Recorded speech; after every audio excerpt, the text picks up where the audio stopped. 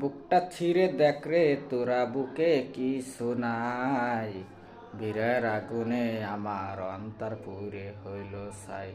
নাই রে নাহাই আমার বুকে সীমা নাহাই।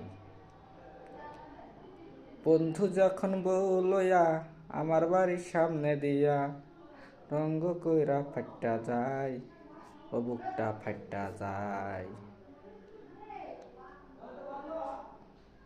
বুকটা ফাইটা যায়, ও বুকটা ফাইটা যায়।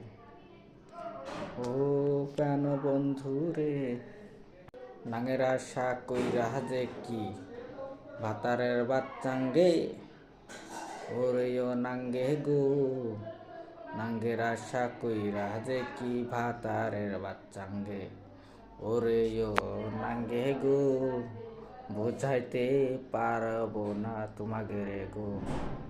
স্বামী স্ত্রী নাঙের আশায় ভাতার খাও, লাস্টে চোখ মুখ বুঝে কান্দে লাভ নাই।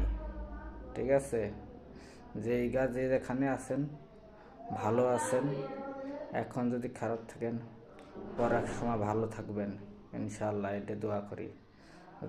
যদি খালি মনে করেন 1920 হলে একটু আটবে শুরু হবেন, জাল শুরু করবেন, এইগুলো মনে করেন যে করলে ফেরা জীবনে ক্ষতি হবে।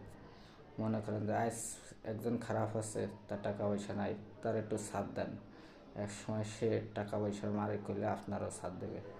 পুষ্যগুলারা কোনোদিন বউ সার বাচ্চায় না। ঠিক আছে, মেয়েদের কিছু কারণে কিছু দোষের কারণে পুরুষরা বউ ছাড়তে বাধ্য করে। ঠিক আছে, এইগুলো ভাইবে চিন্তে সবসময় কাজ কাম করবেন। এইগুলো কর্মের জিনিসটা অনেক ফল।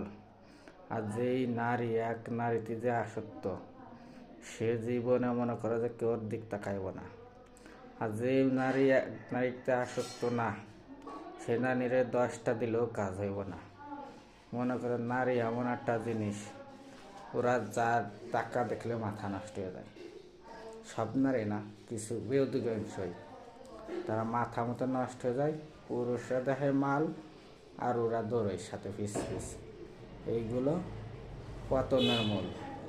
রূপ দেখায় বেশি দিন রূপ থাকে না, টাকা পয়সা বেশি দিন, সবার কপালে সব কিছু, টাকা সবার কপালে সব কিছু একসাথে আসে না। ধীরে ধীরে যার কাছ থেকে টাকা আসে তার কাছ থেকে জাতিগুলো অনেক কষ্ট হয়ে যেতে হয়। আর ধাপ করে যার টাকা আসে সে পিছনের দিক তাকায় না, খালি সামনের দিক তাকায়, পতনের মুগল ওর কাছায় আসে। আর নারীর দশা সেরমের, নারী যেরমের পুরুষ সেরমের।